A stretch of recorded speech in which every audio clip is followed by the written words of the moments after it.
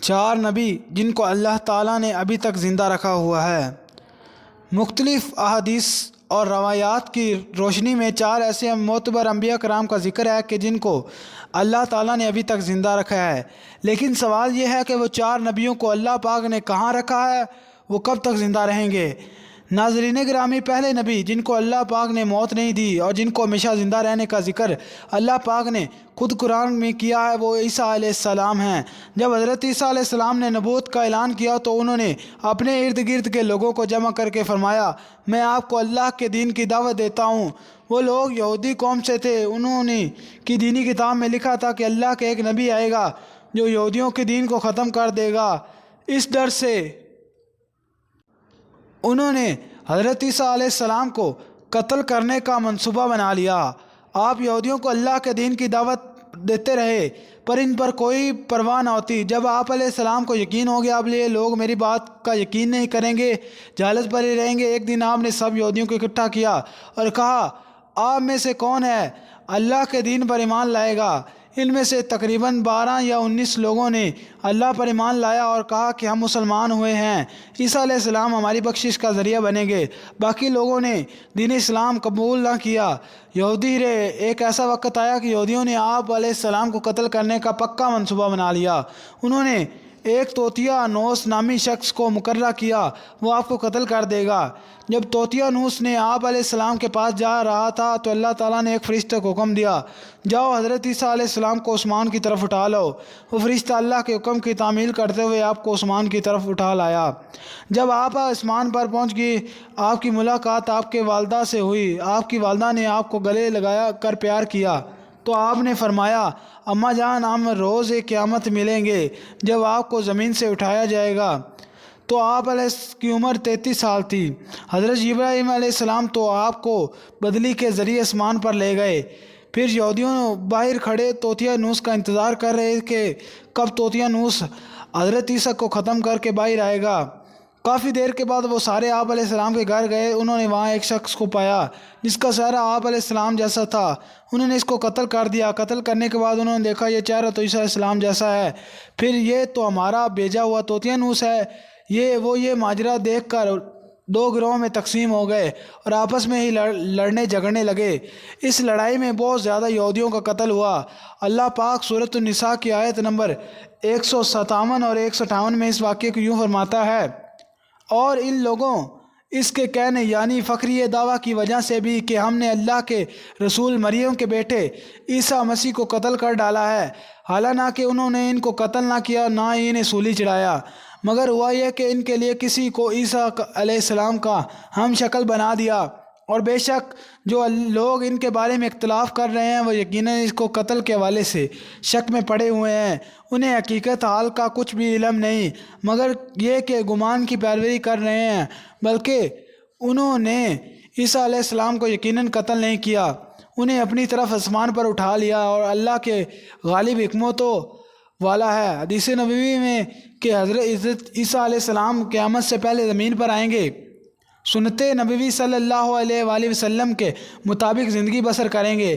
آپ علیہ السلام سلیب کو توڑے کہ دجال کا جڑ سے خاتمہ کریں گے، تقریباً 7 برس تک دنیا میں زندگی بسر کر کے اللہ کے دین کو عام کریں گے۔ آپ کو مدینہ کی سرزمین گنبد خضرا میں دفن کیا جائے گا۔ اللہ نے اپنا وعدہ پورا کیا اور حضرت عیسیٰ کو یہودیوں کے ہاتھوں قتل نہیں ہونے دیا۔ آپ علیہ السلام کو آسمان کی طرف ہٹا لیا۔ جس کا مذہبوں کا یہ عقیدہ ہے کہ حضرت عیسیٰ علیہ السلام قتل ہو گئے ہیں یا صلیب پر لٹکائے ہیں، وہ دائرہ اسلام سے باہر ہے، وہ کفر کر رہے ہیں۔ ناظرین گرامی، دوسرے نبی جن کو اللہ پاک نے زندگی عطا کی ہوئی ہے وہ حضرت خضر علیہ السلام ہیں۔ حضرت خضر علیہ السلام اس وقت دنیا میں تشریف لائے گے جب دجال جاہلیت پھیلانے کے لیے نمودار ہوگا۔ حضرت عیسیٰ علیہ السلام ان لوگوں کے اللہ کے دین کا حکم دیں گے۔ ایک روایت میں ہے کہ حضرت محمد صلی اللہ علیہ وسلم اپنے صحابہ کرام کو حضرت خضر علیہ السلام کا قصہ سنا رہے تھے۔ آپ نے فرمایا کہ حضرت خضر علیہ السلام باپ ایک بادشاہ تھا جو حضرت خضر علیہ السلام کو اپنی بادشاہت نوازنا چاہتا تھا، لیکن حضرت خضر علیہ السلام کو دنیا کی بادشاہت پسند نہ آئی تو اس نے اپنے والد کی سلطنت کا جانشین بننے سے انکار کر دیا اور اپنے والدین گرامی سے ناراض ہو کر جنگل میں جا کر رہنے لگے۔ جہاں کوئی بھی ڈھونڈ نہ سکا۔ آپ کا گزر ایک آب حیات چشمے سے ہوا، اس چشمے سے پانی پی کر آپ تا حیات زندہ رہے اور کامیاب ہو گئے۔ آپ کے تا حیات زندہ رہنے کا ذکر کافی روایات میں ملتا ہے۔ حضرت انس رضی اللہ تعالیٰ عنہ ایک روایت میں آپ کا ذکر اس طرح کیا کہ جب نبی کریم صلی اللہ علیہ وآلہ وسلم کا وصال ہوا تو ایک بزرگ سارے مجمع سے جو ہوتا ہوا آپ صلی اللہ علیہ وسلم کی میت کے پاس آ کر رک گیا۔ اس نے کچھ پڑھا اور واپس چل بسا۔ اس کے جانے کے بعد وہاں موجود صحابہ کرام نے پوچھا یہ کون شخص ہے، اس کے بارے میں کوئی علم نہیں رکھتا؟ حضرت علی بولے جی ہاں، یہ حضرت خضر علیہ السلام ہیں۔ حضرت خضر علیہ السلام کے حکم سے مصیبت زدہ کی رہنمائی کرتے ہیں۔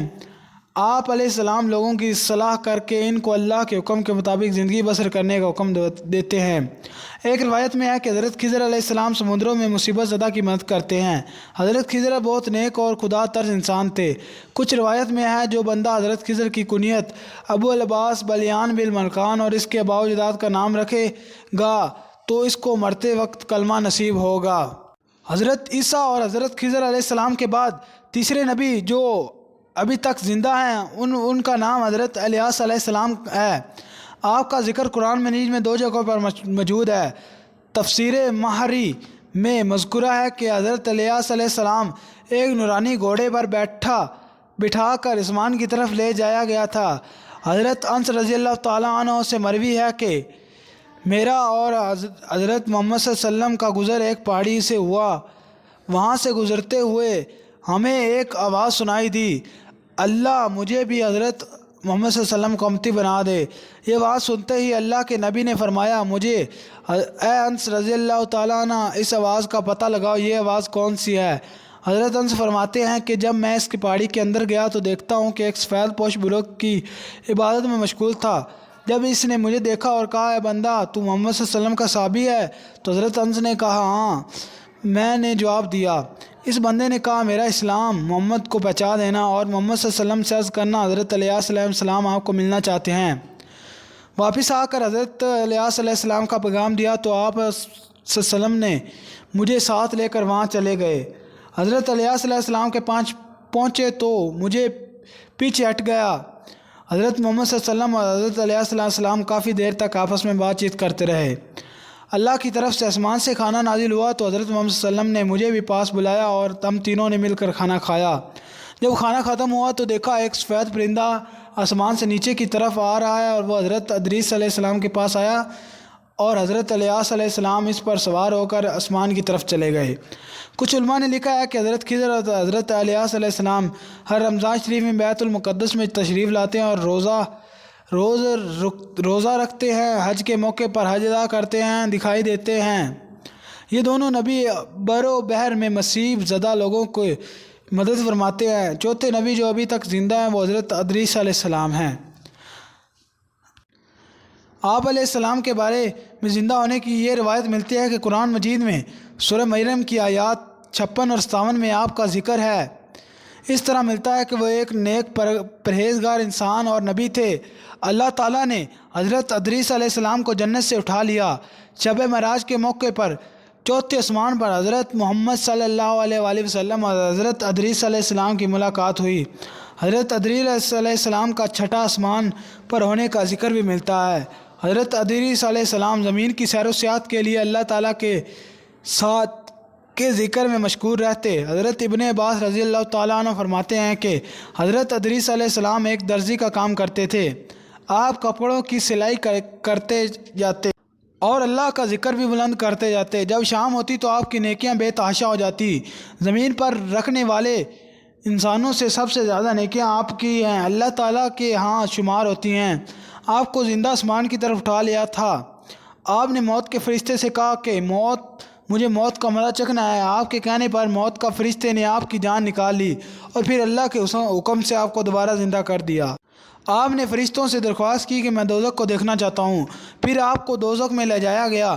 پھر آپ کو جنت کی سیر کرانے کا کہا گیا تو آپ کے کہنے پر آپ کو جنت میں داخل کیا گیا۔ جنت دیکھنے کے بعد آپ نے فیصلہ کیا میں یہیں رکھنا اپنے آپ کو پسند کروں گا۔ فرشتے نے آپ کو کہا کہ آپ کا مقام کی طرف جاؤ۔ اسی وقت اللہ کے فرشتے کو حکم ملا اور حضرت ادریس علیہ السلام کو یہاں رہنے دیا جائے، اور پھر حضرت ادریس علیہ السلام وہیں رہنے لگے۔